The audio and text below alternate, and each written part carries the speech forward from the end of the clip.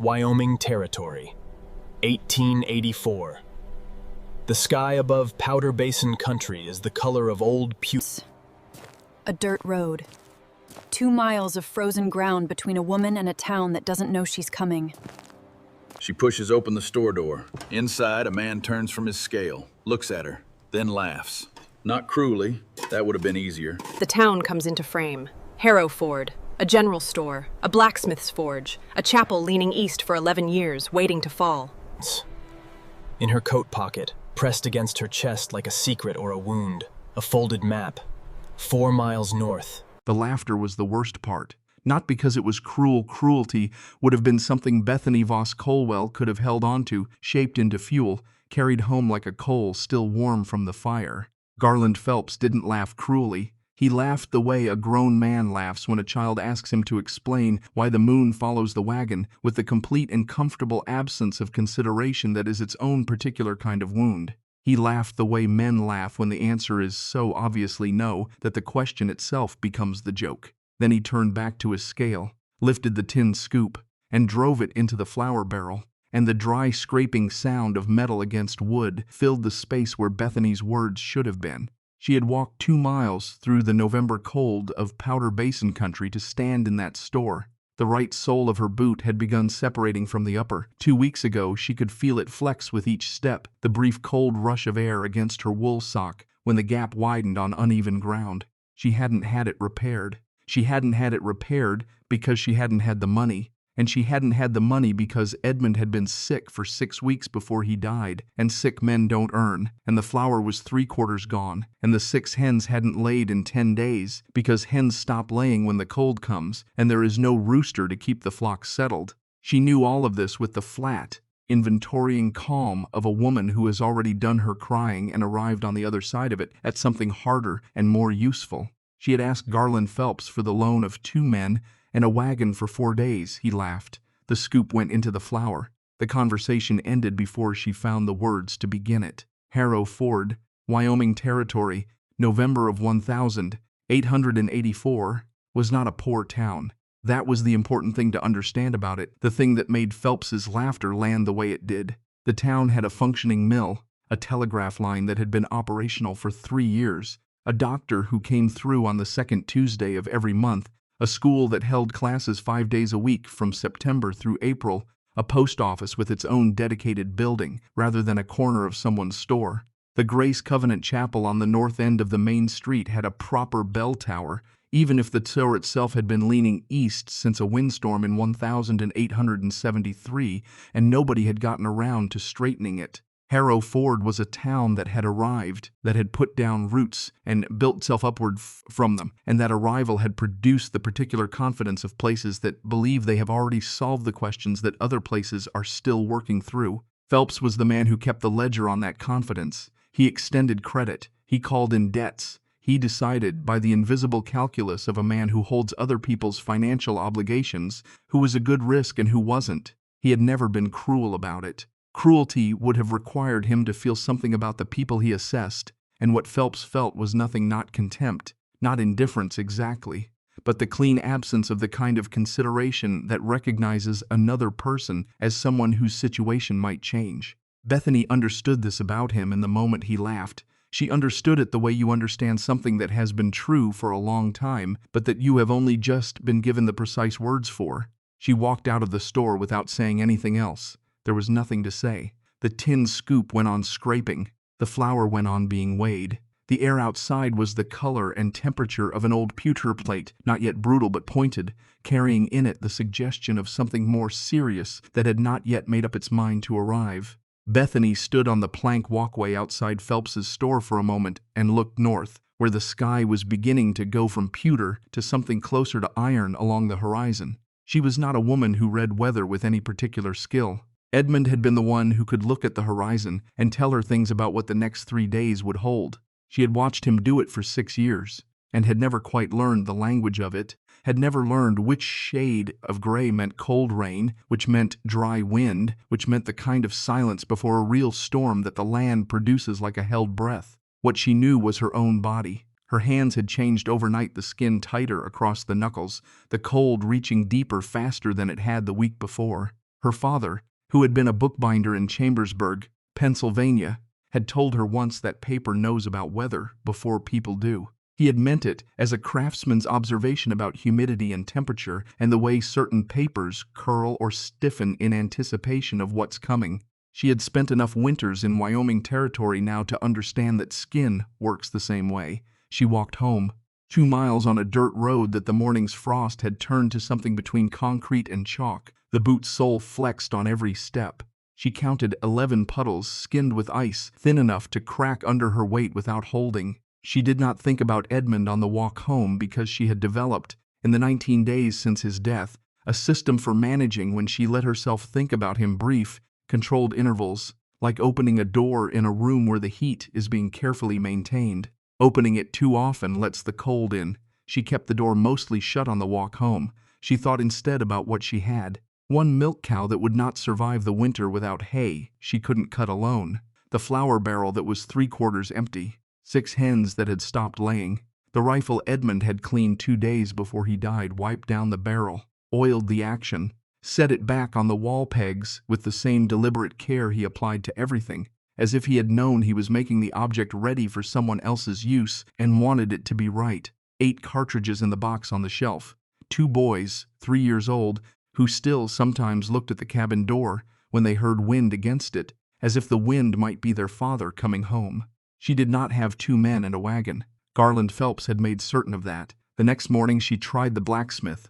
Rutherford Kane's forge occupied a building at the south end of the main street, squat, stone-based, iron-roofed, with the particular smell of coal smoke and hot metal that carries further in cold air. Kane himself was a widower, broad through the shoulders, his hands so thoroughly stained by decades of ironwork that the skin of his palms had taken on a permanent charcoal undertone that no amount of washing touched. He had spoken to Bethany at Edmund's funeral, had held her hand in both of his, calloused palms surrounding her fingers, and said he was sorry in the way men say it when they mean it and know it isn't enough. She had registered this, she had filed it away. She asked him for a length of iron rod 4 feet long and whatever hinge stock he could spare. She offered to put the debt against the spring to pay when the thaw came, and she had gotten the cabin through winter and could work out what she had to spare. Kane set his hammer down on the anvil's face. He pulled a rag from his belt and wiped his hands, not because they needed wiping, but because it gave him something to do while he arranged what he was going to say.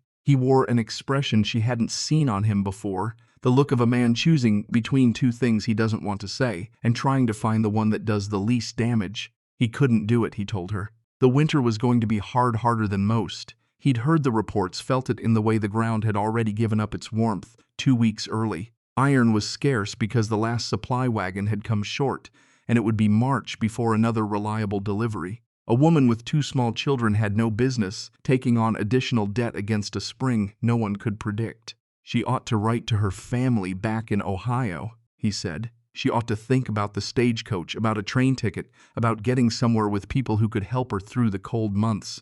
A woman in her situation needed kin, not iron rods. He said all of this with genuine kindness. His voice was the same voice that had held her hand at the funeral. The care in it was real. That was what made it worse than Phelps's laughter, which had at least given her something to push against. Kane's refusal came wrapped in concern so authentic that refusing to accept it felt like ingratitude, and Bethany did not have the energy to be ungrateful. She thanked him. She meant it. She walked out. Behind her, the hammer returned to the anvil. She counted the blows without deciding to.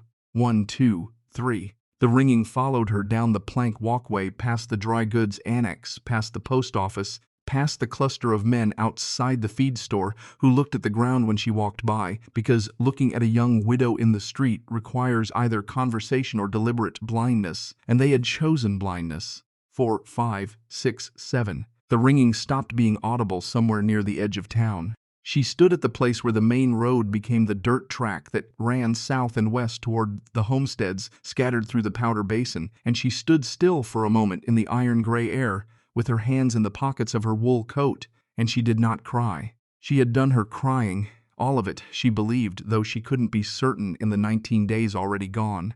She had cried the night Edmund pressed the oilcloth packet into her hand and told her not to open it until he was gone.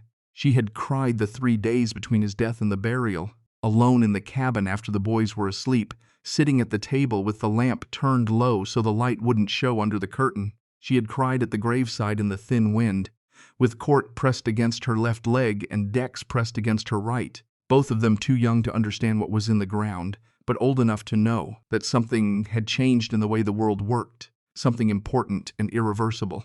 After the burial, she had not cried again, not because the grief was finished. Grief of that size doesn't finish. It simply changes its address, moves into a quieter room inside you, and takes up permanent residence. But because crying requires a kind of surrender to the immediate moment that she could not afford.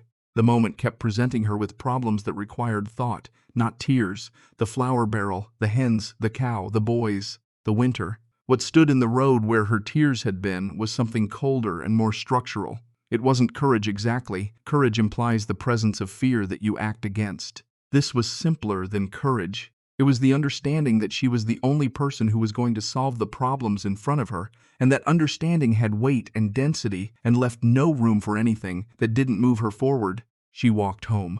She had one more place she could try, one person. She had been saving him the way you save something you're not certain about, holding it back, uncertain whether using it will make things better or simply create a different kind of problem. But she had now been refused twice in 2 days, and the sky to the north was getting darker in a way she could feel in her hands, and saving things for later only works if there is a later with conditions any better than the present. His name was Solomon Twobards.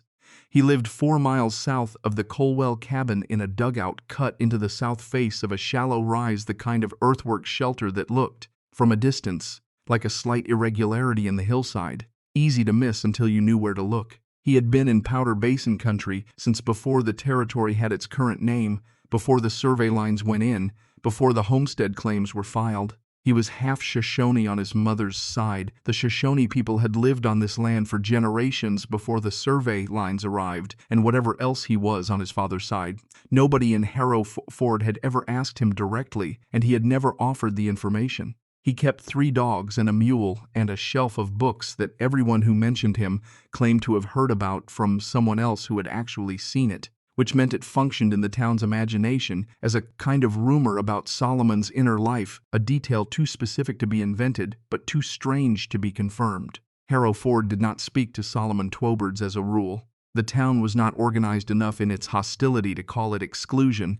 It was more the collective social decision of a community that had implicitly agreed, without ever discussing it openly, that Solomon existed in a category it didn't have a framework for, and that the easiest approach was to treat him as a feature of the landscape rather than a member of the community. He had never, to Bethany's knowledge, objected to this arrangement or sought to change it. He appeared in town twice a year, once in spring, once in fall, bought what he needed, sold or traded pelts, and returned to the dugout. Nobody knew exactly how old he was. His face suggested 60. His movements suggested 40. His eyes suggested something that didn't map onto either number. A woman seen walking toward his dugout was a woman who had placed herself in a category that the town would note and not forget.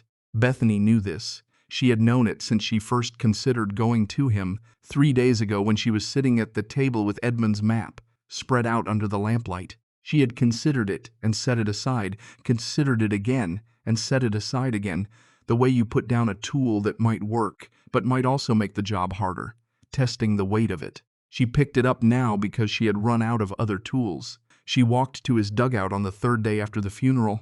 The wind off the Powder Basin was steady from the north and carried in it a thin, high note she hadn't heard before or hadn't listened for before. The grass on either side of the track was the color of old rope, flattened and matted from early frosts. The sky remained its iron gray, unchanging, as if the clouds had arrived and then stopped there, content to press down without yet releasing whatever they were holding. Solomon was seated on a cottonwood stump in front of his door, mending a strip of leather harness with a bone awl. The awl moved through the leather with small, precise punctures. Push, withdraw, advance, push again. He didn't stand when Bethany approached. He didn't call out a greeting. He looked up from the harness when she was 10 feet away and held his eyes on her long enough that she felt the heat of self-consciousness rise into her face, not shame exactly, but the awareness of being assessed carefully, without the social lubricant of politeness to soften the examination. Then he tilted his head toward the other stump beside him. She sat. She took the map from her inner coat pocket, the pocket closest to her body, where she'd kept it since she opened the oilcloth package 4 days after Edmund's death. She'd developed the habit, without deciding to, of keeping it against her chest. The paper had taken on the warmth of her body. She unfolded it and held it out. Solomon set the awl down on his knee. He took the map in both hands and looked at it. He turned it over. The back was blank. He turned it face up again. He studied it for a full minute, not scanning it, but reading it the way an experienced reader reads something dense, slowly, going back, cross-referencing. He put one thick finger on the small circle. Edmund had penciled at the sandstone bluff, marked with the words hollow and door, and he left it there, the finger still, the rest of him still. Your husband knew that place. His voice was low and unhurried, carrying no particular inflection, not a question, not an accusation. Yes, Bethany said. Solomon looked at the horizon to the north. The iron sky had darkened along its lowest edge in the past hour, a strip of deeper gray, almost charcoal, that ran along the top of the distant ridgeline. He looked at it the way Bethany had watched Edmund look at weather, with the attention of someone reading a language rather than observing a landscape. He didn't find it. Solomon's finger was still on the map. It was found before him, long before. What's in that rock has been there longer than any fence in this territory. Bethany waited. She had learned already from the hardware man in town last week, who had given her 3 minutes of conversations she hadn't asked for, while refusing to extend her credit, that asking questions too quickly fills in the silence with your own anxieties instead of the other person's information. She waited. Solomon looked back at the map. You need to go there. Before the frost, she said. That's what he wrote. Before the frost, and don't wait. Solomon looked at the horizon again. The charcoal strip along the ridgeline had widened. He looked at it for a long moment before he spoke again. I won't go with you. I have my own work before this weather breaks. He set the map back in her hands. But I'll tell you 3 things. You'll do them in the order I say them.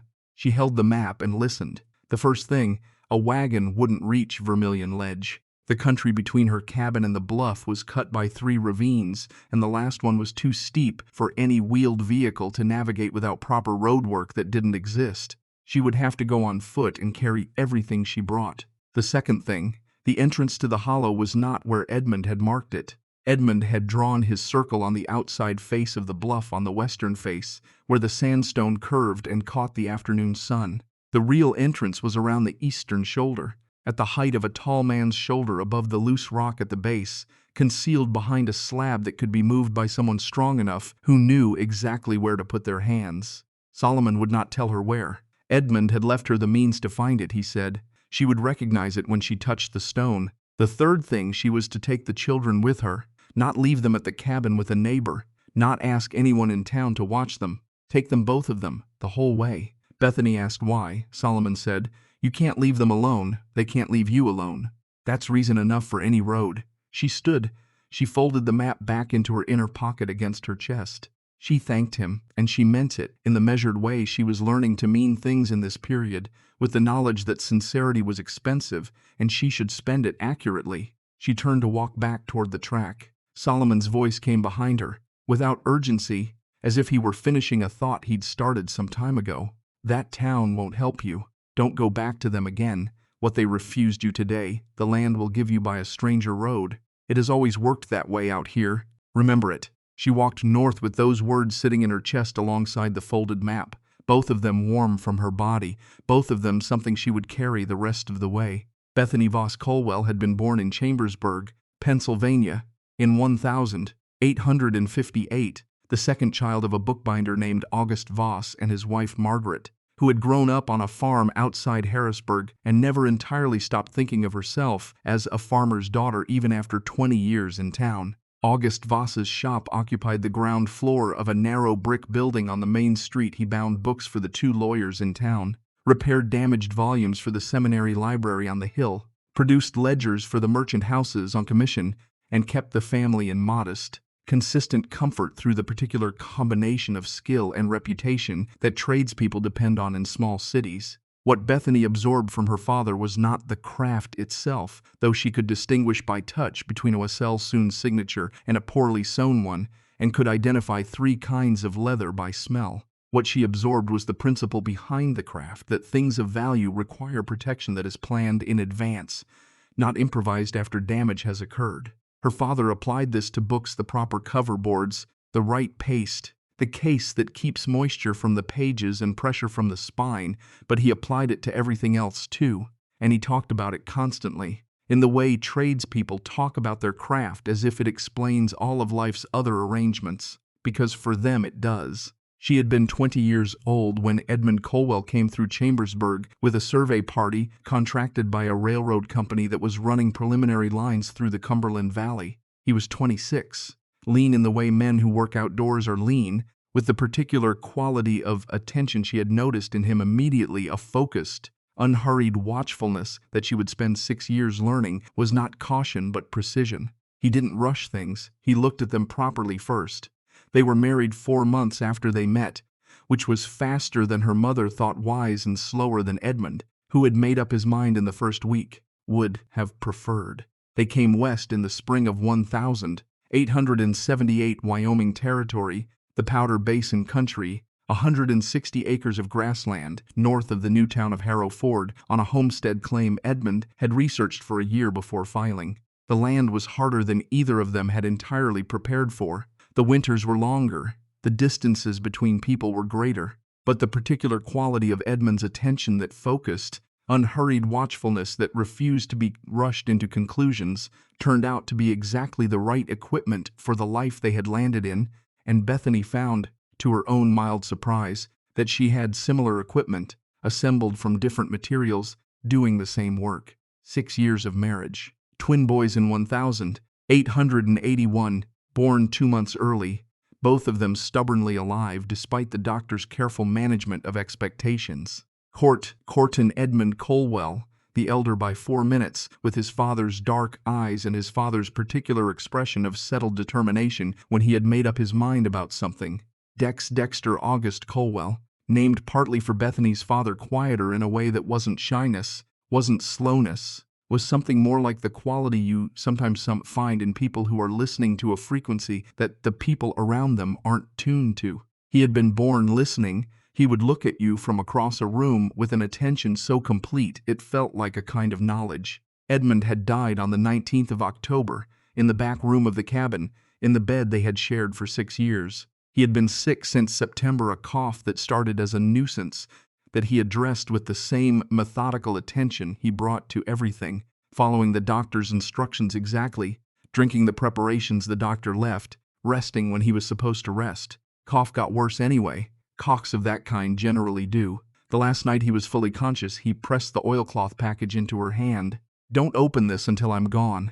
She had put it in her coat pocket without looking at it. She had sat beside him until early morning, holding his hand, watching the lamplight move on the low ceiling while the wind worked at the eaves and the boys slept on the other side of the curtain. He died 2 days later, quietly, as he had done most things. She had waited 3 days after the burial to open the package. 3 days during which she had fed the boys, cleaned the cabin, spoken to the 2 women who came by with food, accepted their casseroles and their condolences with the same measured gratitude she was applying to everything in this period, and at no point had she allowed herself to look directly at the oilcloth packet sitting on the corner of the shelf above the stove. She looked at it the way you look at something very bright from the edge of your vision, present, acknowledged, not yet confronted. On the 3rd day she opened it. Inside the oilcloth, folded once, a piece of paper. On the paper, a map drawn in pencil with Edmund's characteristic precision, the kind of precision you develop when you spend years translating landscape into notation that other people have to trust with their lives. The cabin, the creek, the ridge road running north, the old buffalo trace, 4 miles from the cabin by direct line, a curve in a sandstone bluff labeled Vermilion Ledge, with a small circle at a particular point of that curve. Beside the circle, the word hollow.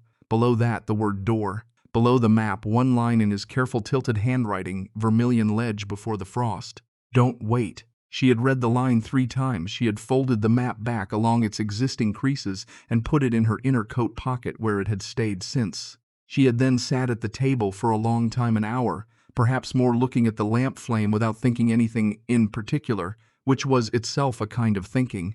The night before she walked to Solomon's dugout, she had taken the map out one more time and looked at it by lamplight. It was late, both boys asleep, the fire in the stove reduced to the stage where coals hold heat without requiring attention, the cabin quiet except for the wind that had been working steadily since sundown. She held the map close to the lamp's glass chimney and examined it with the careful attention her father had taught her to bring to paper, looking at it as an object, not just as information. The front side she knew. The back side she had checked 3 times already and found blank. But lamplight is different from daylight. The angle is different. The way shadows fall across the surface of a page is different at 8 inches from a lamp flame than it is in the diffuse gray light of a Wyoming November afternoon.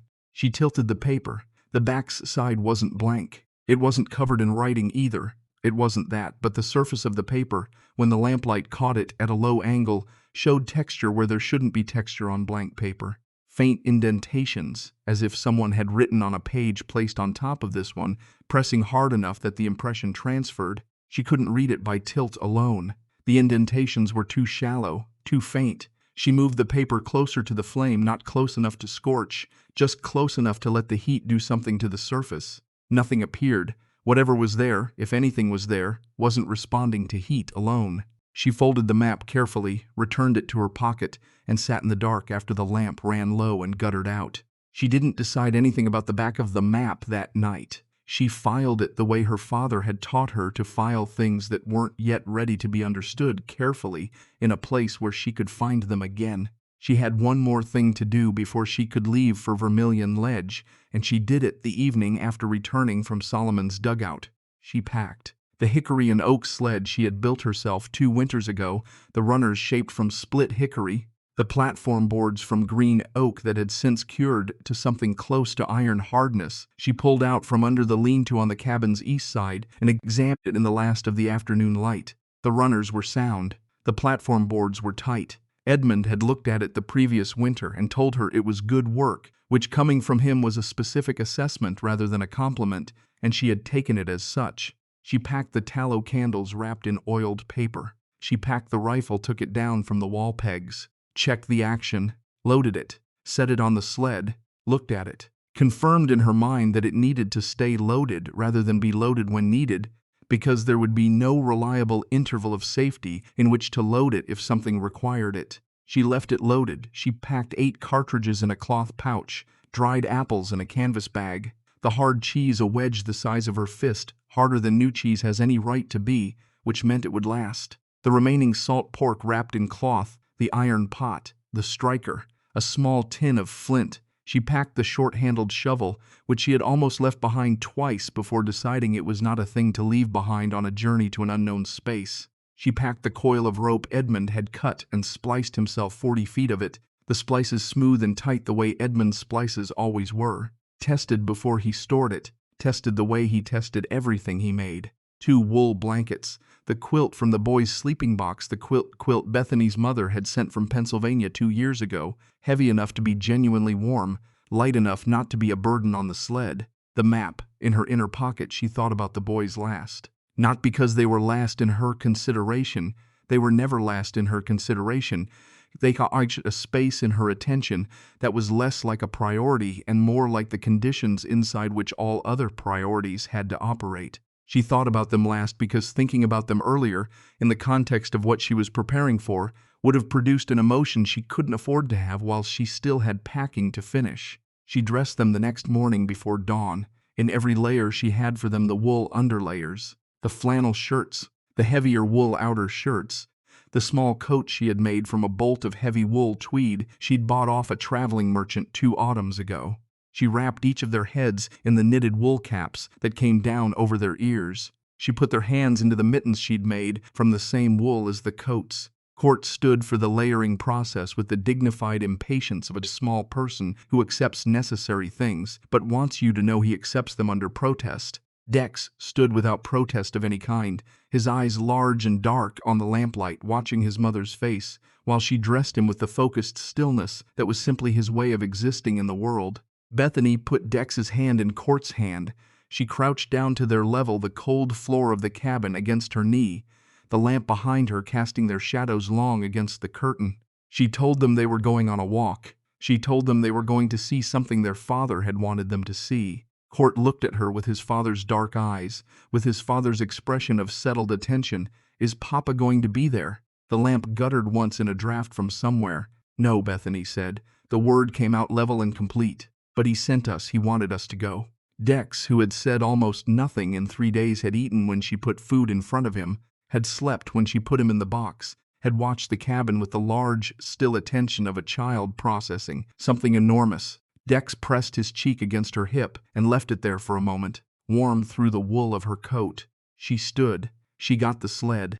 They left before dawn, in the dark of a November morning that smelled like iron and old grass and the particular mineral sharpness of temperature dropping through the night toward something lower. The sky above the ridge to the east showed no light, yet only the absence of stars as clouds moved in from the north, which was itself a kind of information. The puddles by the cabin door had frozen overnight. Bethany's boot came down on the first one, and it shattered with a sound like something small and fragile breaking past the point of repair. The gap in her boot sole let in a brief cold pulse against her sock. She kept walking. She pulled the sled. Court walked beside her, walked longer than his legs should have permitted, walked with the particular determination of a 3-year-old who has decided that walking is something he does and that the cold and the dark and the loaded sled are context, not obstacles. He walked until he didn't, and when he climbed onto the sled, she didn't make it a negotiation. She wrapped him in the quilt alongside Dex, used the soft cloth strip to keep them secure against the jostling of the uneven ground, and kept moving. The track north from the cabin ran straight for the first mile. Following the line of a fence Edmund had put in the first summer posts he had cut and hauled and set himself, wire he had strung with a come-along rigged from a bent nail and a length of rope, a fence that had served its purpose and that would continue to serve it next spring, whether or not she was here to see it. After the first mile, the track turned northeast and began its gradual rise toward the first of the 3 ravines Solomon had described. The sky lightened. Not sunrise, the clouds were too solid for sunrise, but a general increase in the quality of the gray, from the dark gray of before dawn to the lighter gray of morning without sun. The grass on either side of the track showed the night's frost, in the way that grass shows frost, each blade individually coated, the field turning from dark to a color, somewhere between silver and white, the whole landscape held in a suspension that would release when the temperature rose and would not release if it didn't. She could feel what kind of morning it was going to be. She knew it in her hands in the way the cold had settled into the knuckles rather than sitting on the surface of the skin, which meant it was not going to warm up the way mornings sometimes do. Her father had told her that paper knows weather before people do. Her hands had learned the same language. She kept walking. She kept walking because there was nothing else to do except keep walking, because the map was in her pocket against her chest, and the rope was coiled on the sled, and the boys were wrapped in the quilt, and Vermilion Ledge was 4 miles by direct line, and whatever Edmund had put there was waiting, and the sky to the north was going from iron gray to something darker along the horizon in a way that she did not yet have words for, but that her hands understood perfectly. She kept walking because stopping was the only thing that was genuinely not an option. The first ravine arrived at mid-morning, cutting across the track without warning a clean drop of 20 feet, where the earth had simply decided, at some point in the long history of water moving through this country, to separate from itself. The near edge was stable, packed clay held together by the root systems of the dead grass. The far edge rose at an angle that would require both hands to climb. Between them, the ravine floor was a narrow band of frozen mud threaded with the skeletal remains of a creek that had stopped running 6 weeks ago when the first hard freeze came through.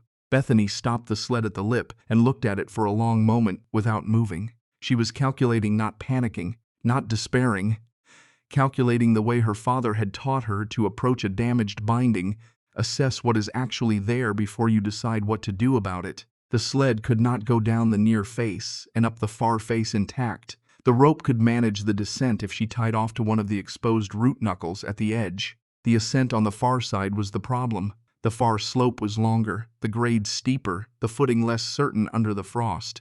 She untied the boys from the sled. She helped Court to the ground. He accepted this without comment, pulling his mittened hands out from the quilt with the expression of someone emerging from warm water into cold air. Dex came out the same way he did everything, without drama, without complaint, already looking at the ravine with those large dark eyes that seemed to be measuring it independently. She looped the rope around the most solid of the exposed roots, a thick knuckle of cottonwood root that had been bleached by weather to the color of old bone, and tested it with her full body weight before she trusted it. It held. She walked the sled down the near face herself, paying rope out through her hands, letting the sled's weight do the controlled work of descending. The sled bumped once against a jutting clay shelf, tipped, self-corrected. She held the line steady. Then Court, on her hip, down the angled face of the near side, picking footholds carefully, keeping her weight back, feeling the clay shift once under her left boot before resettling. She placed him on the ravine floor, returned up the near face with considerably more effort than it had cost her to come down, got Dex, came back. Dex weighed less than Court by several pounds. He always had, from birth, as if he had come into the world already deciding that he required only what was essential. She carried him down in one arm, keeping the other hand on the slope for balance, feeling the cold of the clay through her glove. The ascent on the far side took 20 minutes and asked something specific of her lower back that she noted, categorized, accepted. The rope went over her shoulder and the sled went up the slope in jerks, her boots finding purchase on frozen tufts of grass, her weight driving forward into the hill. When the sled crested the far edge, she felt the load ease and stood for a moment with both hands on her knees, her breath coming in the short, controlled bursts of someone who is managing exertion rather than surrendering to it. She didn't rest. Resting required calculating whether there was time to rest, and making that calculation required looking at the sky, and looking at the sky right now would have required her to update her assessment of what the day was going to do, an update she was not ready to receive. She tied the boys back onto the sled, adjusted the quilt, confirmed that Dex's hands were inside the wool, confirmed that Court's hat was fully down over his ears, took the sled rope in both hands, turned north. The second ravine appeared at noon. She knew it was noon, not because she had a watch. Edmund's watch had been in his coat pocket when they buried him, which was where it belonged, but because the light, such as it was, reached its dull zenith in the southern sky and began its almost imperceptible withdrawal. The second ravine was wider than the first. The slopes were less vertical but longer, and the creek at the bottom was not entirely frozen. A thread of dark water ran along the center of the ice sheet, finding the cold seams and working through them with the particular persistence of water that hasn't yet received the instruction to stop. She was halfway through the assessment of how to manage the descent when the wind changed. It didn't gust. It didn't shift in the way wind shifts when it is simply searching for a direction. It changed cleanly, completely from the north-northwest to the northeast.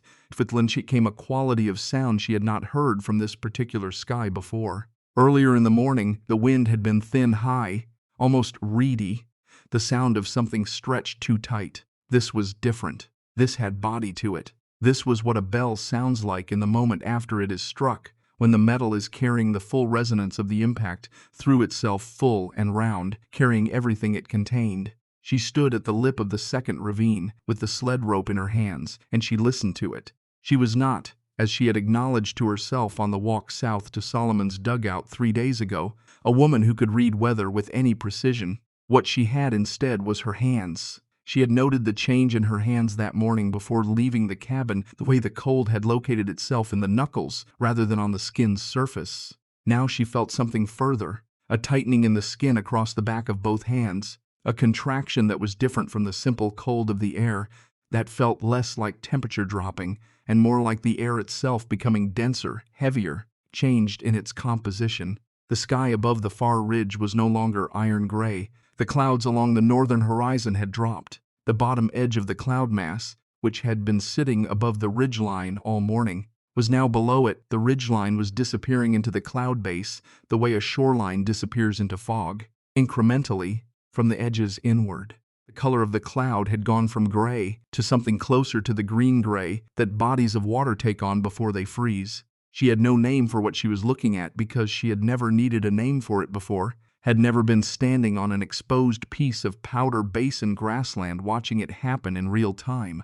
But her hands knew. She made her fire. She did it quickly, efficiently, in the shelter of a boulder on the western edge of the ravine lip, a granite block the size of a small wagon that the last glacier had deposited here and left when it retreated, providing, among its other unintentional services, a windbreak of approximately 60 degrees on the northeast. She had the sage bundle and the wood shavings from the small tin in her pack, and she had the striker, and she built a fire no bigger than what she needed, inside a ring of 3 stones she selected from the ravine edge. The fire was not for warmth, not primarily. It was for the pot. and the pot was for the snow she packed into it from the shallow drift that had collected in the boulder's lee, and the snow was for water, and the water was for the boys. Warm water with a pinch of salt from the small cloth packet she'd tucked into the coat pocket.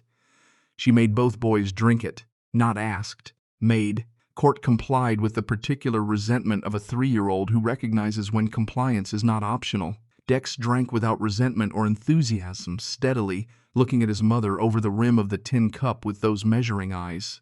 She put their hands together, Court's right to Thexan's left, and worked her own hands around both sets, rubbing in circles, working the blood back to the surface. She could feel Court's fingers responding immediately, the stiffness releasing under friction, the small movements returning. Dex's hands took longer, and when the warmth came back to them, Dex made no sound, no expression of relief, only looked at her steadily as if the entire process were simply information he was filing for later use. She sat with them in the boulder's shelter for 20 minutes. The fire went to coals. She let it finish. She looked at the sky. The cloud base had dropped another 50 feet since she'd started the fire. The green-gray color had deepened. The northeast wind was steadier now, no longer the kind of steady that means consistent, but the kind that means building towards something. She thought of what Solomon had said about the land providing by a stranger road. She thought of what Edmund had written at the bottom of the map, in his careful tilted handwriting. Don't wait.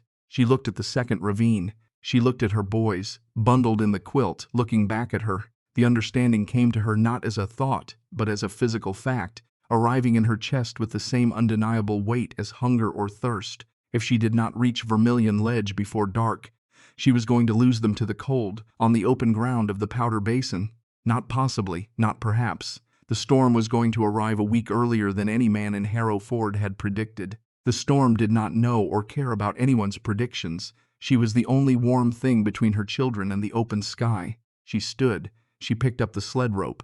The second ravine went the way the first one had, with variations she adapted to, as she encountered them, the near face softer than the first, the bottom wider, the ice shelf over the creek thick enough to hold her weight when she tested it, but not thick enough to ignore while crossing. She went quickly. There was no longer a version of this journey that included rest stops longer than strictly necessary. The clock that had always been running, the one she had been aware of since she read Edmund's note but had managed at a reasonable distance, had moved into the foreground of everything.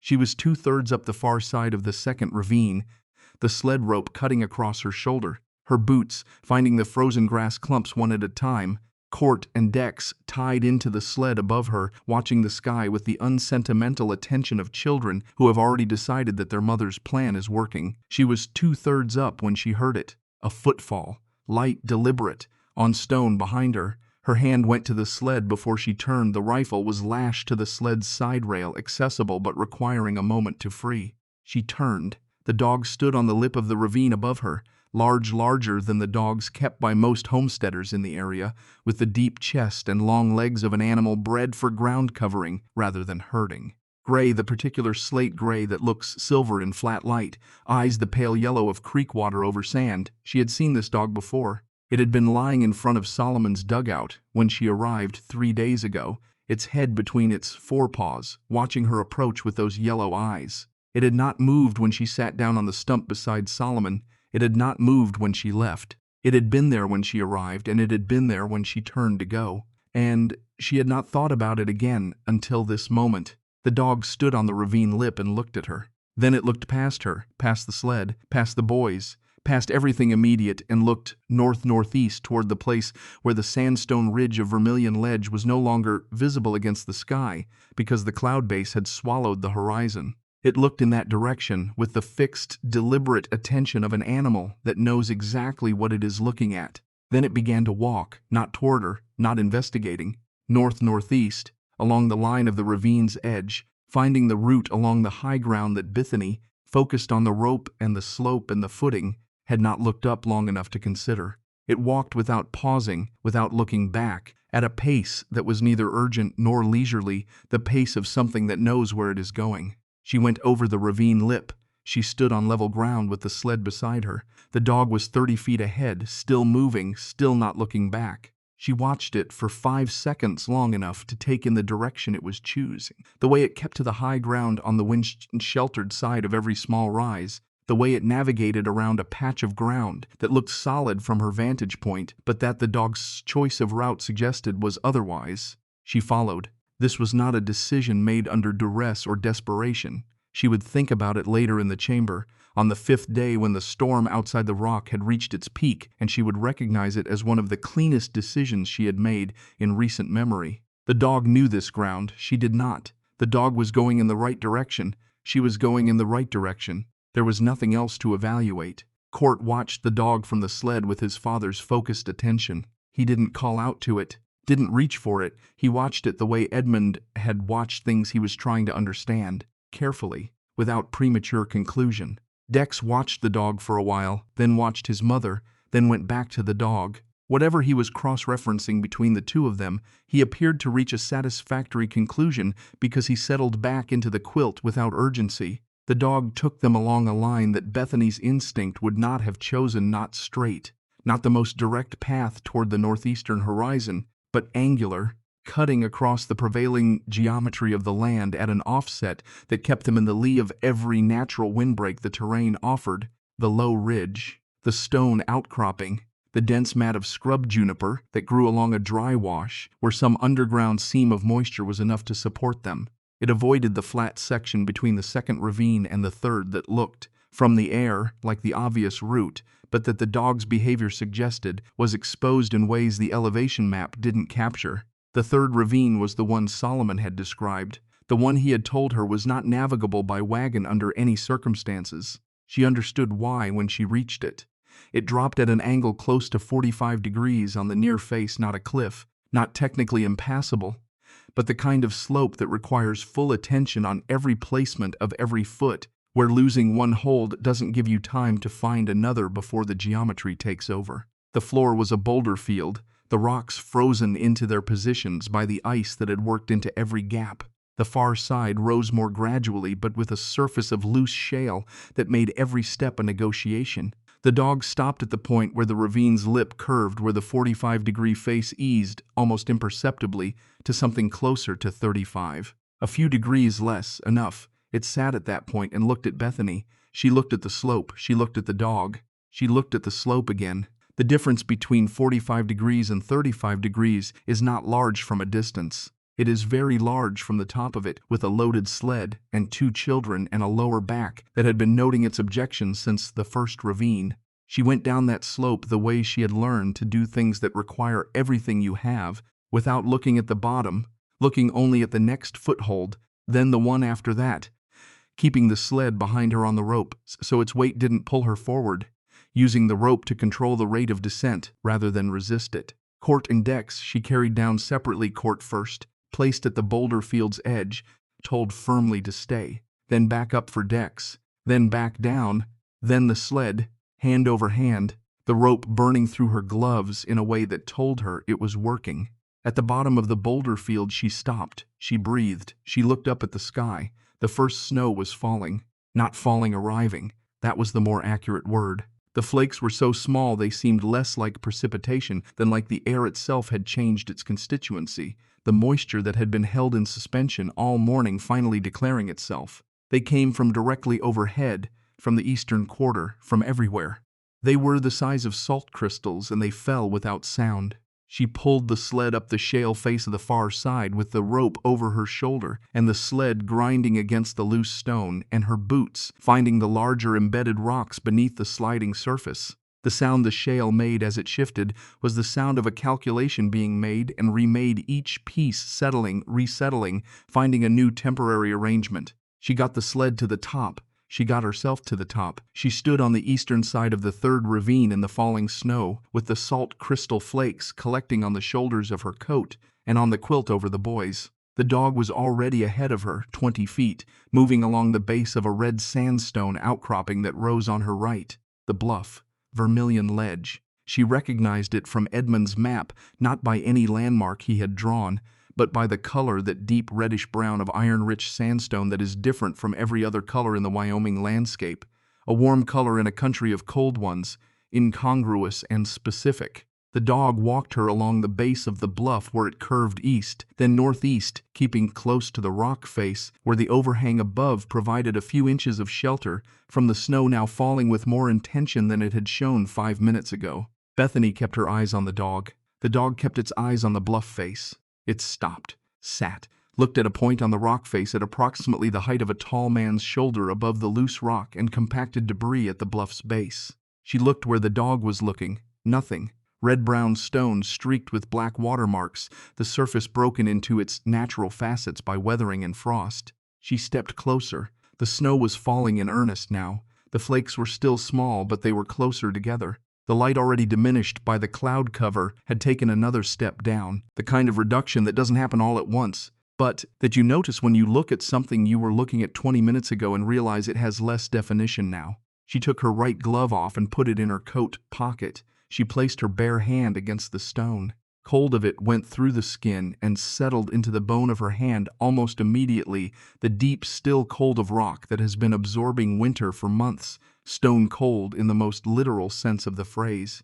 She spread her fingers flat. She moved her hand slowly across the stone surface, reading it the way her father had taught her to read the surface of a damaged page, by touch, looking for what the eye misses. Her fingers found the seam. It was a vertical line in the stone, not a crack exactly, not a gap wide enough to see as a gap, more like the ghost of a gap, a place where two planes of rock met with a precision that was almost seamless. She would not have found it by looking. She found it by touch, running her fingers along it from above, feeling the almost imperceptible difference in temperature between the stone surface and the seam, the faint ghost of warmer air rising from somewhere below. She followed the seam down, at the level of her hip, lower than Solomon had said, or perhaps she was shorter than the tall man Solomon had been thinking of. The seam widened, not into open space, not into anything visible, but into a texture change, a section of the stone face where a slab slightly different in character from the surrounding rock sat flush with its neighbors. A fitted thing, something placed, not born. Her fingers found the edge of it, found where it ended, found in the space behind the edge the rope. Hemp. Old. The fibers had the texture of something that had been wet many times and dried many times and had settled into a stability that newer rope doesn't have. She felt it in the dark, running her fingers along the knot, a simple stopper knot, the kind her husband used to fix a line at a point where he didn't want it to pull through. She had watched him tie that knot dozens of times. She had watched those hands do it. She knew the topology of it by sight, which meant she knew it by touch. She pulled. The slab moved. Less than she expected, not dramatically, not with the scrape of something long unused, but with the quiet ease of something well-fitted and occasionally operated. It moved perhaps 10 inches. The gap it opened, the gap between the slab's edge and the frame of stone around it, was narrow, darker than the stone, and from it came something she was not prepared for. Warmth, not heat, not the warmth of a stove or a fire. Warmer than the ambient air of the November afternoon. The way a root cellar is warmer than the field above it, the warmth of mass and insulation, and the long thermal memory of stone that has been accumulating the sun's attention since before anyone now living had a name for this place. It came out in a slow, continuous breath, as reliable as the cold behind her was unreliable. It smelled of dry earth, old smoke, and something faintly sweet and dry at the back of the nostrils, the smell of apples stored past the point of freshness, but not yet past the point of use. She got her shoulder against the slab and pushed. The slab moved on whatever ancient mechanism stone channel, worn groove, the simple physics of a carefully balanced weight Edmund had found and understood and maintained. It moved 18 inches, 20. The gap was wide enough for a person to enter sideways if they turned their shoulder to the stone. Wide enough. She lifted Court off the sled. He was heavier than he'd been when they left, not because he'd grown, but because he had relaxed into sleep. At some point on the last mile, the deep, trusting sleep of a child who is determined that the person responsible for him has things managed. She passed him through the gap, sideways, holding him under the arms, feeling the warmth of the space claim him from the cold the moment he was inside. She felt him stir, felt the shift in his body weight, from the limpness of sleep toward the half-awareness of being moved. She set him against the far wall in the dark, a dark so complete it had texture.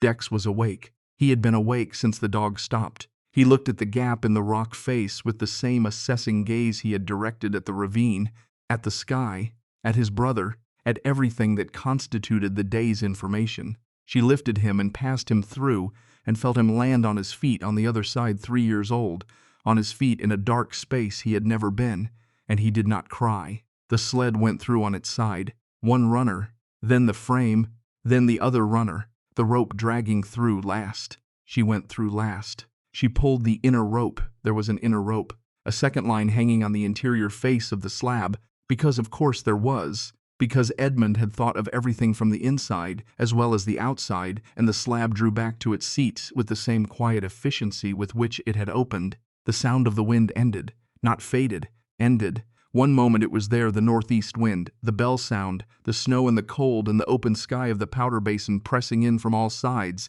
and the next moment it was not. The slab seated itself, and the silence that followed was the most complete silence. Bethany had been inside since the night Edmund died, when she had sat in the cabin after the boys fell asleep and the stove burned down and the wind outside was the only sound in the world. This silence was different from that one. That silence had been the silence of subtraction, everything removed that had been present before. This was the silence of containment, things present, held, enclosed, the warmth, the smell of dry earth, the sound of her own breathing, the sound of 2 small people breathing in the dark beside her. She struck the flint. The spark caught the tallow candle's wick on the second strike. The flame established itself, small, steady, the yellow-orange of tallow rather than the cleaner white of beeswax, but solid and reliable and casting enough light to see. By once her eyes adjusted to having any light at all. She lifted the candle and turned slowly. The chamber was not what she had pictured. In the abstract way she had let herself picture it during the walk, she had not pictured it in detail, had not trusted herself to picture it in detail, had not wanted to build expectations that the reality would fail to meet. The chamber was not a cave in the natural sense, or not only that, the floor had been leveled with tamped clay that had dried to near ceramic hardness. The walls had been worked not roughly, not to smoothness exactly, but to the regularity of surfaces that hands have passed over many times with purpose, pressing out the irregularities, creating a continuity of plane that the original rock would not have had. The ceiling was low enough that she would need to be careful, but the space it enclosed was generous, wider than it appeared from outside, deeper, with a passage opening at the rear wall that led further into the bluff. Along the right-hand wall, built from flat stones stacked with the level precision she recognized as Edmund's, a low shelf. On the shelf, 4 small barrels, oak, bound with iron bands. She would learn their contents from the letter, but she knew already from the weight and sound of them, from the way they sat on the shelf with the settled density of full containers, that they held food. Beside the barrels, a bundle of blankets folded inside oiled canvas, the canvas tied with cord, a coil of rope, good rope, better than the rope on the sled, a lantern with its reservoir full. She could smell the oil when she held the candle near it, an iron pot with a fitted lid, a stack of split firewood, the pieces uniform in size, stacked with the tight alternating arrangement that maximizes airflow and allows the pile to dry to the center, a small hearth in the rear wall, cut into the stone, no fire in it now but ash on its floor, the ash of fires that had been burned here before, that Edmund had built here alone over 3 years to learn what the draft did, to learn where the smoke went. On a flat stone near the end of the shelf, held in place by a smooth river cobble the size of her fist, a folded piece of paper. She got Court onto one of the blankets from the folded stack. He was fully awake now, sitting upright in the candlelight, looking at the chamber walls with eyes that were taking in the information without yet having the framework to organize it, which was fine, which was its own kind of seeing. She got Dex beside him, the blanket around both of them. She gave them each a piece of the hard cheese from her pack, broke it with the pocket knife, made the pieces manageable for small hands. Court held his cheese and looked at the walls. The candlelight moved across the smooth stone, and he watched it the way children watch moving things, with total unchosen attention. Dex held his cheese and looked at his mother. She picked up the folded paper from the flat stone. The paper was heavier than she expected, heavier stock than the map, which was the working paper of a man who used paper to record things meant to survive outdoor conditions. This was writing paper, the kind her father stocked in the shop, meant for correspondence. It had been folded twice, once vertically, once horizontally, and the folds had a precision to them that she recognized without being able to say exactly why, the way you recognize a person's handwriting before you read the individual letters. She unfolded it, his handwriting, The careful, slightly right-leaning hand he had developed as a young man, learning to write legibly enough for surveying records which required numbers that could not be misread and words that could not be ambiguous. She had read thousands of pages of it over 6 years. She knew it the way she knew his breathing. The letter did not begin with her name. It did not begin with dear or my or any of the openings that letters use to establish relation before establishing content. It began in the middle of something. The way Edmund always began things when he felt that the preliminary material had already been covered, and what remained was the part that mattered. If you are reading this in winter, then I am dead. The frost has come early or on time, and you have done exactly what I hoped you would do. I am going to tell you what is here and how to use it. After that, I am going to tell you some things I should have told you before. Pay attention to both parts in equal measure. She read it by candle in the chamber her dead husband had built over 3 years in secret, with the warmth of the rock surrounding her on all sides, with the 2 small faces of her children lit by the same flame, with the snow falling outside against the sealed stone door, with the storm arriving outside on the schedule it had chosen without consulting anyone in Hereford about the inconvenience. She read it the way she read everything now, carefully, completely, without the assumption that she would have the chance to come back to it if she missed something the first time.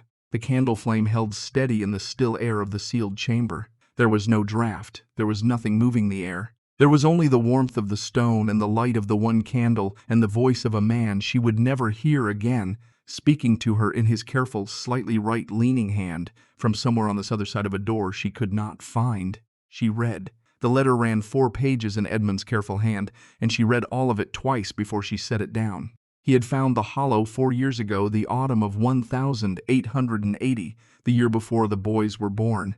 He had been following a cow elk that had taken a bad shot from a neighboring homesteader's rifle and had run northeast along the base of the bluff before going to ground in the scree field below the eastern shoulder.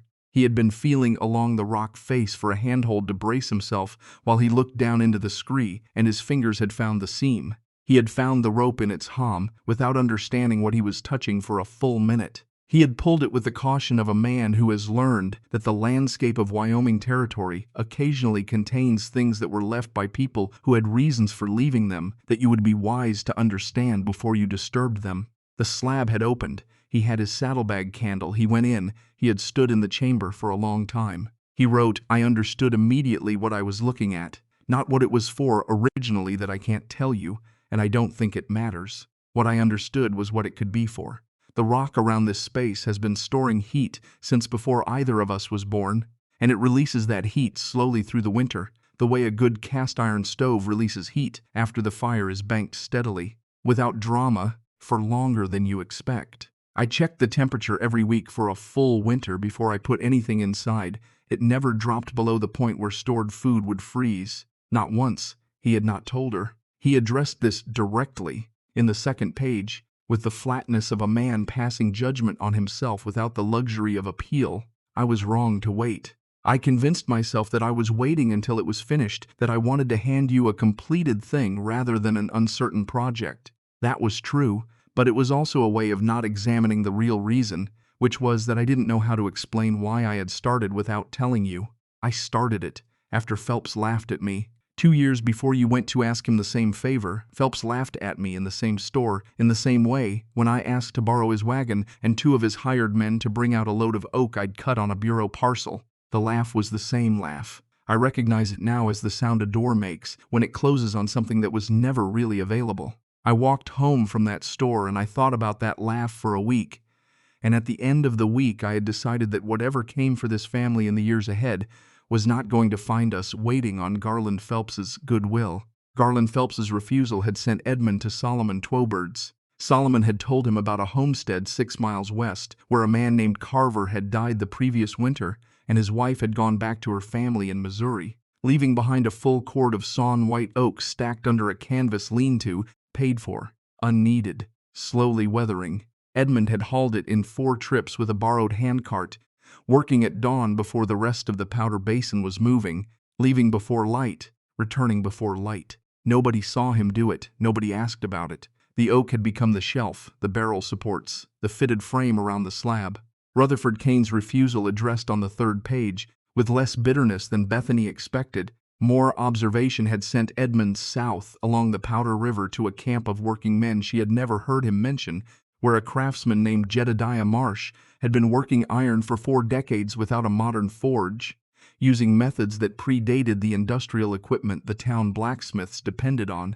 Marsh had made the iron bands for the barrels, the fittings for the slab mechanism, the small grate for the hearth. He had charged Edmund 2 good beaver pelts for the work, which was fair, Edmund wrote, because Marsh's work was better than what a standard forge would have produced. The old methods don't require the iron to be new, he wrote. They work with what the iron already is. I thought about that for a while after I left Marsh's camp. The Grace Covenant Chapel's minister, a man named Aldridge, who had replaced the previous ministers in 1882, had told Edmund, when he asked to borrow a volume on agricultural management from the small chapel library, that the books were available to members in good standing and that Edmund's membership had lapsed and could be reinstated at any time he chose. Edmund had chosen not to reinstate it. He had instead found, 3 weeks later, at a peddler's cart on the Cheyenne Road, a copy of a book called The Practical Farmer's Companion, published in Philadelphia in 1847, in a chapter of which was the precise engineering description of a thermally stable underground storage chamber, the dimensions, the ventilation principles, the ideal orientation relative to sun exposure. He had read that chapter 11 times. It described, almost exactly, what I had already found, he wrote, as if whoever wrote it had been trying to build something that already existed somewhere and was working backwards toward it from first principles. I found that interesting. The 4 barrels held, left to right on the shelf, wheat flour, dried corn, dried apple, salted venison.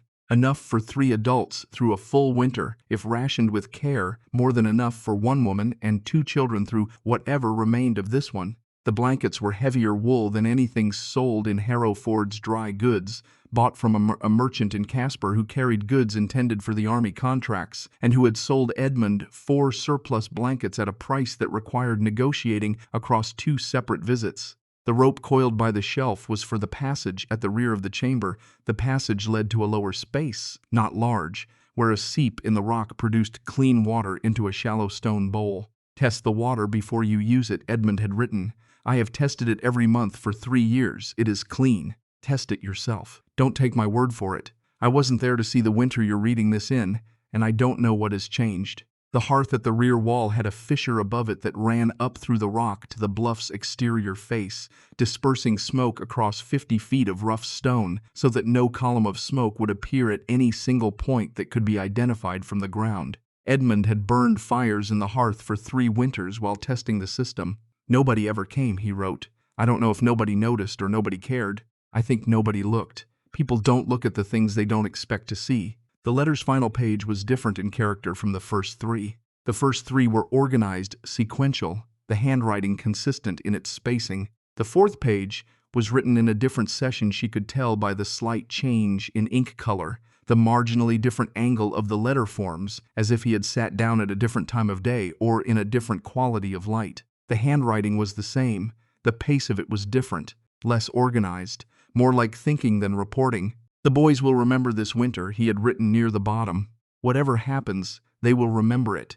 Not the details, they're too young for the details to fix in the way they'll fix later. But they will remember the shape of it, the feeling of it. I want them to remember it. As the winter their mother was strong. Not strong despite being alone. Strong because she knew what to do and did it. That is the only version of this winter I want them to carry. Below the signature Edmund A. Colwell in the formal full version he used when he signed documents, never letters, which told her something about what he understood this letter to be, a single additional line, written in a 3rd ink, the darkest of the 3, as if added last with a different pen, in the tin box behind the stove at the cabin. Use it. I put it there for you. She folded the letter. She put it inside her coat against the map against her chest. The warmth of the chamber was the same warmth it had been when she entered, steady, unhurried, indifferent to the storm that was building itself against the rock outside. She sat with it all for a while. She let herself sit. Court had fallen asleep against the chamber wall, with a second blanket pulled to his chin, his cheese finished, his boots still on, because she had not yet organized them enough for sleeping arrangements. Dex was awake beside him, not restless, not demanding, simply awake. in the way he was awake, with the whole of his attention available and undeployed, waiting. He looked at his mother, Mama. His voice was small but clear in the contained air of the chamber. It was the first word he had said since the second ravine. "I'm here," she told him. He appeared to receive this as sufficient information. He put his head down on the blanket beside his brother and closed his eyes. Bethany sat in the candlelight with the tallow burning low, and she thought about the hum in the stone and the knotted rope and the years of early mornings and unmarked trips, and a man deciding, after a single contemptuous laugh in a general store, that his family's survival would not be built on anyone else's willingness to extend it. She thought about the way a decision made in anger, or not anger exactly, but in the cold clarity that sometimes follows the moment when you understand that the anger is not useful, and something else is required, can become, over years, something that transcends its own origin. The hollow had not been built from bitterness. It had been built from the material of bitterness, yes, the refusals, the dismissals, the laughs, but those had only been the raw stock. What Edmund had made from them was not resentment. It was architecture, she thought.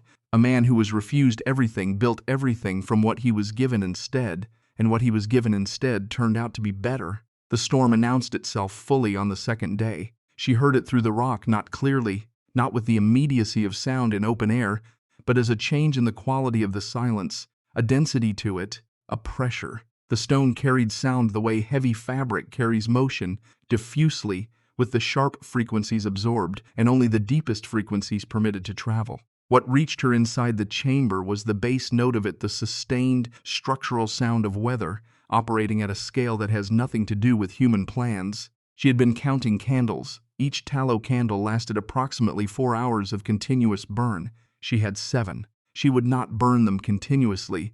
She would light one for the meals, one for the evening hour before sleep, and otherwise manage in the dark, which was not as difficult as it might have been, because the dark inside the chamber was the same at every hour, indifferent to the difference between night and day outside. She rationed with the precision her situation required. The wheat flour went into a flat cake cooked on the hearthstone. She lit her first fire in the chamber's hearth on the second evening, watching the smoke rise from the grate and disappear into the fissure above it as exactly as Edmund had described, like something being quietly swallowed. She made the flat cake small, the dried apple go far. The salted venison she cut in thin slices with the pocket knife and used to flavor the corn mush she cooked in the iron pot, which stretched the protein without requiring large portions of the meat itself. The dog, she had started calling it Cinder in her mind, though she hadn't yet spoken the name aloud, had settled by the sealed slab on the first night, as if assigned to the position, its large gray body arranged across the stone floor in a curve, its yellow eyes open in the dark when she checked with the candle. It ate what she gave it, a small portion of the venison, a heel of flat cake, without demand, without the performance of gratitude that domestic dogs develop when they live closely with people who respond to performance. It ate what was offered, returned to the slab, lay down. The fourth day was when Dex spoke again with any regularity. It began with the dog. He had migrated, at some point in the third night, from the blanket beside Court to the stone floor beside Cinder, and in the morning she found him there, the dog's gray flank against his back, the dog's breath moving steadily in the cold lower air of the chamber floor, while Dex's breath moved in counterpoint. He had one hand on the dog's leg, not gripping, not even pressing, just resting there, the way you rest a hand on something you want to confirm is real without waking it. She heard him talking to the dog in the low, continuous murmur that children use when they are explaining the world to something that is listening, without the complications of response. She couldn't make out the specific words. The tone was explanatory, unhurried, the tone of someone who has enough time and a patient audience. After a while the murmur shifted in her direction. He looked up from the dog to her across the chamber. "Does Cinder know where Papa put the apples?" She had not told him the dog's name. She had thought it, but not said it. She looked at him for a moment. "How did you know that was its name?" Dex looked at the dog, then back at her, with the expression of a child who finds the question beside the point. "It's just its name." She opened the apple barrel that afternoon and gave them each a handful of the dried rings, leathery, dark, smelling of the concentrated sweetness of fruit reduced to its essential self. Court ate his immediately. Dex ate one ring, then put the rest beside the dog, then appeared to reconsider and divided them more equitably. She said nothing about this. She noted it. On the 5th day she found the lower chamber. She had been putting it off, not from fear, but from the economy of attention that the chamber required, the sense that every resource, including psychological resource, should be deployed in a specific sequence rather than all at once.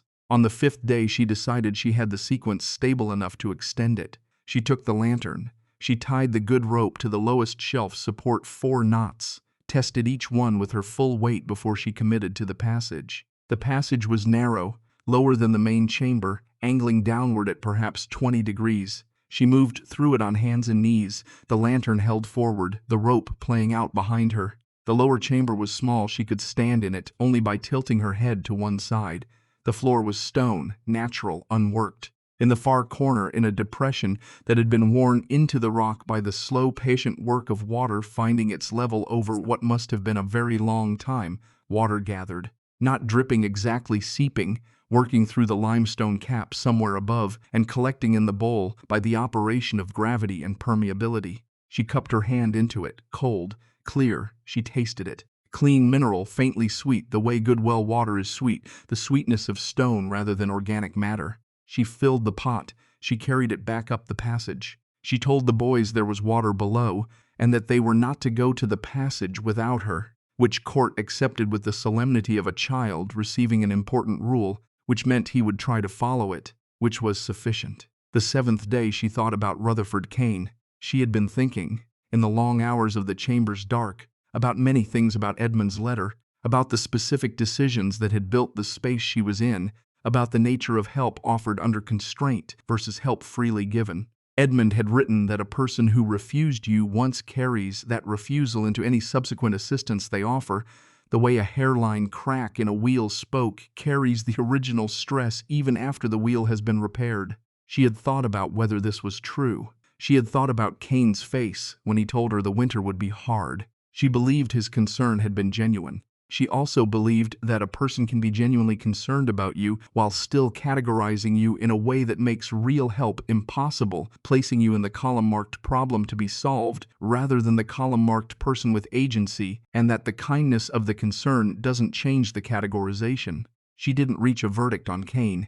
She decided after the 7th day that reaching a verdict wasn't the point. What mattered was not what Kane was. What mattered was what she now was, having made it here without him. The 9th day was the storm's violence. She felt it through the rock, the pressure wave of it, the deep frequency she had learned to read in the past week as the storm's respiratory pattern. It had been building since the 7th day, and on the 9th it reached whatever it had been building toward. The pressure against the slab was perceptible, not as a threat. The slab was not going anywhere. Edmund had made certain of that, but as information. The world outside the rock was doing something extreme. The world inside the rock was doing nothing of the kind. The temperature in the chamber held to its reliable degree, enough above freezing that a wet cloth left on the shelf overnight would be damp in the morning, never stiff. Court pressed his hand flat against the sealed slab from the inside and felt the vibration of the wind through the stone. "The wind is still there," he said, to no one in particular, with the air of a scientist confirming a hypothesis. Bethany said, "It is." He considered this. "It can't come in." "No." He took his hand off the slab and went back to the flat stone he had been using as a table for the purposes of a game he had invented, involving small pebbles collected from the chamber floor. The game had rules that shifted when he needed them to. Dex played it occasionally, with the cooperative patience of someone who understands that the rules belong to the person who made them up. She did not know, in those 11 days, what the storm was doing to Harrow Ford. She had no way of knowing. She had no way of knowing that the roof of Garland Phelps's storehouse had come down on the 4th day, not from the force of the wind, but from the weight of the wet snow that had packed itself across the green pine rafters, the rafters that Phelps had framed with timber cut 2 summers ago before it was seasoned, cut by a crew he had hired at the lowest available price. She had no way of knowing that 400 pounds of flour went into the snow with the rafters, or that the dried beans went with it, or that Phelps spent 3 days afterward standing in the wreckage with a look on his face that the men who saw it described afterward with the careful neutrality people use when they are not certain what they are witnessing, a man taking stock of something he had been certain wouldn't happen. She had no way of knowing that the mortar in Rutherford Kane's chimney, purchased from a mail-order catalog, shipped by freight, Applied in good faith the previous spring had not been rated for the sustained temperatures of a Wyoming winter storm, a fact that the manufacturer's catalog had not mentioned because the catalog was written for a market that didn't include this latitude. The chimney failed on the 6th day. The forge went cold. Cain moved his family into the kitchen and burned his way through the winter's firewood in 10 days, and when the firewood was gone he started on the fence rails. She had no way of knowing that the Grace Covenant Chapel, which had been leaning east for 11 years, and which every person in Harrow Ford had understood was eventually going to complete its lean, but which everyone had assumed they would have warning of, went down on the 9th day. The sound it made, by the report of the men who were sheltering in the building across the street, was not the crack of structural failure. It was slower, more settled. The sound, they said, of something large and tired finally releasing the effort of holding its position. She knew none of this. She knew her chamber. She knew its temperature, its smell, the way the lantern light moved on the worked walls when Court ran his small hand along them. She knew the sound of Dex's breathing when he was fully asleep versus the barely different sound of it when he was listening with his eyes closed, a distinction she had developed over 3 years of sleeping within 6 feet of him. She knew the exact height of the water level in the lower chamber's stone bowl, which she had begun marking with a line scratched by a nail. It did not drop, which meant the seep was continuous, which meant they would not be short of water. She knew the scratch count on the flat stone where she was marking the days. On the 11th day, the pressure changed. Not a sound. The opposite. The deep frequency she had been hearing through the rock for 9 days, the bass note of the storm pressing itself against the exterior of the bluff, simply stopped. Not gradually. It stopped the way sound stops when you close a heavy door, in the middle of a moment, without transition. One moment it was there, the next it was not. She waited. She waited the whole of the 12th day before she touched the inner rope. This was not caution for its own sake. She was past the stage where caution was a posture she could afford. It was the specific calculation that one additional day of certainty was worth more than half a day gained by leaving before she was certain. She had enough food. She had enough candles. The boys were warm.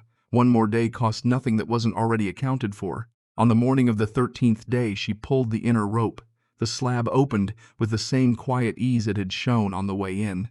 The gap appeared. Through it came light, real light, the light of an open sky after snowfall, which is a white so complete it operates less as illumination than as a kind of erasure, making everything it touches new again. She went out first. The air struck her face like a thrown pail of water, cold, clean, with the mineral edge of new snow, and the particular clarity that comes after a major storm has swept the atmosphere bare of everything it was carrying. She stood on the scree at the base of Vermilion Ledge's eastern shoulder, with the red rock above her and the white expanse of the Powder Basin spreading west until it reached the dark line of the distant ridge, and she took 3 slow breaths. The sun was low in the south, not the weak, uncertain sun of the storm's approach. This sun had conviction. It was still cold, would be cold for months, but the light had the quality of something that had earned its position in the sky after the storm's argument against it. Court came through the gap behind her and walked directly into the snow, which reached his thighs, and looked at it with pure assessment. How deep, how stable, what can be done with it? Within 30 seconds he had determined that it was packable. He was not surprised by the snow. He was interested in it. Dex emerged more slowly. He stood beside his mother and looked out at the white Powder Basin. He looked up. The sky above them was the specific blue that only appears after serious weather, not the pale blue of ordinary winter days, but a saturated, almost painful blue, the kind that makes you aware of how much sky there actually is when the clouds aren't screening it. Cinder came out last, unhurried. The dog stood in the snow for a moment, shook itself once, looked west. It didn't move in that direction. After a moment it turned and sat beside Bethany's leg with the air of an animal that has completed an assignment and is waiting for the next one. The 6 days of return trips were their own kind of work. She moved what was essential, not all of it, not most of it, a careful selection of what the cabin needed to become functional again, and what was better left in the chamber for the future the chamber now represented. The greater part of the food stayed. The heavier blankets stayed. She left the hollow sealed as she had found it, with the outer rope accessible in its hom for the next time she needed what was inside. She brushed snow over the sled tracks on each return trip. She scattered the disturbance at the base of the slab with the short-handled shovel. She was not hiding from anything specific. She was simply maintaining the principle Edmund had understood. that the most valuable things are the ones nobody is looking for. She walked home under a sky that had returned to the color of clean tin, not pewter, not iron, not the charged and pressured gray of the approaching storm. Tin, the color of ordinary winter light, in a place that has come through something serious and resumed its regular operations. She went into Harrow Ford on the 7th day after the storm ended. She needed thread. She needed needles. She walked the main street with Court on the sled, and Dex walking beside her. He had developed, in the weeks since Edmund's death, the habit of walking beside her rather than in front or behind, keeping a distance of approximately 2 feet, as if he had calculated the optimal radius for simultaneous independence from her, with Cinder at her other side, its gray bulk steady against the cold. She saw the storehouse first. The collapsed section was obvious from the street. The roof had folded inward on the north end, the failure point visible in the bent rafters, the snow packed around the edges of the opening where it had been coming in since the collapse. Phelps was working near it when she came up the walk, not repairing, not yet, just moving things away from the damaged area, taking stock of what remained usable. He was working alone. He was thinner than she had seen him in the 19 days between Edmund's death and her departure, as if the storm had taken something from him that was more than flour. He looked up when her shadow crossed his work. She stopped. He looked at her for a long moment without speaking. His expression was not what she had expected, though she hadn't spent much time forming expectations. She had been too occupied with inventory and planning to cultivate expectations about what the men who had refused her would look like on the other side. What she saw was not shame, exactly, not regret. Something more like a man who has revised a calculation and is looking at the person the revised calculation concerns, trying to determine what adjustment is owed. He nodded, not a social nod, not the brief acknowledgement that serves as a substitute for engagement. A slower nod, deliberate, the kind that means something is being conceded. He said nothing. He returned to his work. She moved on.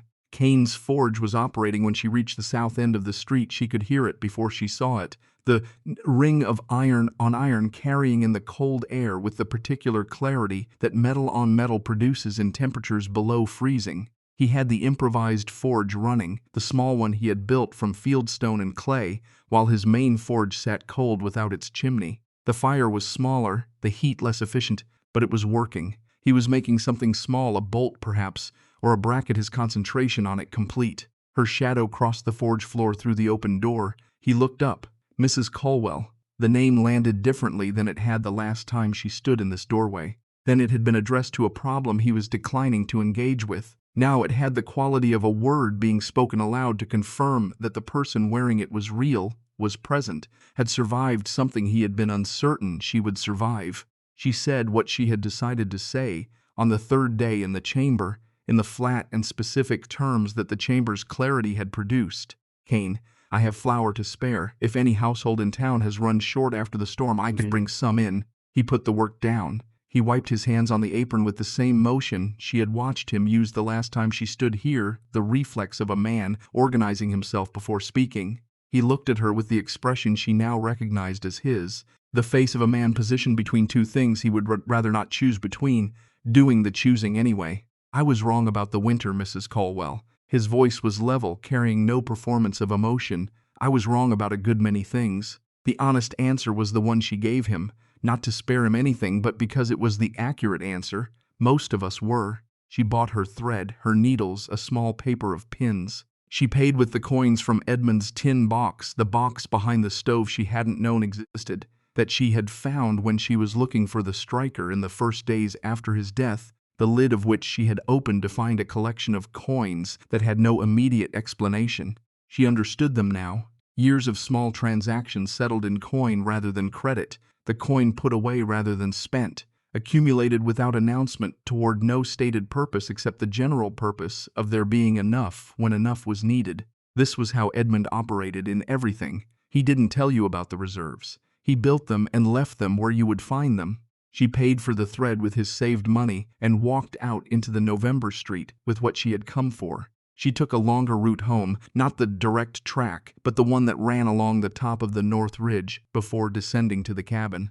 She chose it deliberately. She wanted to see the landscape from height before she went back down into it, From the ridge, she could see Vermilion Ledge, the red sandstone in the distance, the southeastern face catching the last of the afternoon light. At this distance, it was a line of color in the white landscape, specific, identifiable by anyone who looked, but looking at it wasn't the same as knowing what it contained. The landscape of Powder Basin country was full of features that looked like what they were and contained nothing more. The bluff from the ridge looked like a bluff. Nothing about it from this distance suggested that it was anything other than a geological feature of no particular significance. This was the principle. This had always been the principle. The value of a thing is not diminished by not being visible. The value of a thing is sometimes protected by not being visible. Cinder sat beside her on the ridge with its yellow eyes on the western horizon. She thought about Solomon Twobards, who had sent this dog 4 miles across winter country without explanation or announcement, who had given her 3 pieces of information she needed and kept back the 1 piece he knew she would find herself, because the finding was the point. She thought about the parallel between Solomon and Edmund, 2 men whose help had the same quality. It arrived without conditions, without the expectation of acknowledgement, arranged in advance against a need they had identified before the person who had the need knew they had it. She had been thinking, since the chamber, about what makes help genuinely useful, as opposed to useful in appearance. The help that Phelps had declined to give would have addressed an immediate request. The help that Kane had declined would have addressed a specific material need. Both refusals had routed her to sources that addressed not just the request, but everything the request represented. The request had been for a means, and what she had received instead was an end. Phelps's laugh had sent Edmund to Jedediah Marsh, whose ironwork needed no seasoning. Phelps's laugh had sent Edmund to Solomon's knowledge of the abandoned oak. The refusals had been, in aggregate, a map to something more complete than what the original requests would have yielded. She did not forgive them for this. Forgiveness implies a judgment, and she was not in the business of judgment at this stage. She simply noted it. The refusals had produced the outcome that produced the hollow, that produced the chamber that was at this moment full of food sealed behind a door that would open for her next winter, the winter after that, the winter beyond that. The debt ran in the other direction, owed not to Phelps or Kane or the minister of the Grace Covenant Chapel, but to Edmund, who had understood that every closed door is a question about which wall it is set in, and who had spent 3 years answering that question in stone and oak, in iron and dried apple, in 40 feet of carefully spliced rope. She looked at the bluff until the last of the afternoon light left it, until the red stone went to brown, and then to the dark of a winter evening, until the specific color of it was gone and only the shape remained. Then she took her boys home. She built up the fire from the coals she had banked before leaving. The cabin recovered its warmth in the way good enclosed spaces do reluctantly, at first. Then all at once the temperature tipping past some threshold and becoming genuinely warm rather than merely above freezing. She fed the boys the last of the dried apple from her pack, made corn mush with the first of the flour she had brought back from the chamber, watched Court eat with the focused efficiency of a child who has learned that meals are finite, watched Dex eat thoughtfully, watching the fire while he ate, processing something. She put them in the sleeping box with the quilt from the sled. She tucked the quilt around both of them, the heaviness of it, the wool smell of it, the familiar weight that had covered them every night of their short lives. Court was asleep before she had the candle lit. Dex watched the candlelight on the cabin ceiling for a few minutes, watching the way the flame moved the shadows, then closed his eyes with the deliberateness of a person who has finished examining something. Cinder arranged itself by the stove with the ease of an animal that has made a decision about its location and sees no reason to revisit it. Bethany sat at the table. She took Edmund's letter from her inner coat pocket. She took the map, both sides, the front with its penciled landmarks, the back which she had looked at in the lamplight, what felt like a long time ago and which she now looked at and again in the steadier light of the candle on the table. The impression marks she had seen on the night before she left the cabin were still there. She had no more information now than she had then about what had made them. She had been managing too many other things to revisit the question. She held the paper close to the candle. The impressions didn't resolve into letters. They remained what they had been, the ghost of something written on top. The pressure transferred without the content. She set the map down beside the letter. She didn't fold either of them. She sat with both of them spread on the table for a long time. The fire in the stove worked through the fresh wood with a low, even sound. The cabin held its warmth around her. The night outside was the first clear night since before the storm she could see through the small window the particular density of the stars that appears when the air has been scoured clean, when there is nothing between the eye and the sky's full depth. She thought about what Edmund had built in the end. She had been thinking about it in fragments since she read the letter, turning it over the way you turn over a problem that you know has a shape, but that you can't yet see from the right angle. In the chamber, she had thought, he built a thing from the materials the world refused him, and it was better for being built that way. On the ridge, she had thought, the closed doors were a different kind of map. At the table now, with the letter and the map side by side, she understood the last piece of it. What he had built was not a room in a rock. Rooms in rocks are what people make when they need shelter and have the materials. What he had built was a record of the belief that she would make it there, that she would read Solomon's warning in the skies, that she would find the seam in the stone with her bare hand, that she would pull the inner rope without knowing what was behind it. He had built it on its assumption that she was the kind of person who does what is necessary, and he had built it far enough in advance that the assumption had time to become architecture. The longest letter a person can write doesn't use words. It uses years. It uses early mornings and unmarked trips, and the patience of a man who knows that what he's making won't be read until he isn't there to see the reading. Its language is oak and iron, dried corn, stone fitted against stone in the dark. Its argument is not stated. It doesn't need to be stated. It is present in every barrel, every blanket, every cord of properly seasoned wood, stacked with the careful alternating pattern that allows the center to dry. The argument is, I knew you. I knew what you were capable of. I built for the version of you that the town couldn't see. She left the letter open on the table. She left the map open beside it. She sat with them until the candle burned to its socket, and then she sat a little longer in the dark, not because there was more to think about, but because the dark of the cabin, warm from the fire, with her children breathing on the other side of the curtain, with the sound of cinder settling its weight against the base of the stove, with a sigh of absolute contentment, the dark of the cabin was the right place to sit, for a while, with all of it. The stars were still out when she finally slept.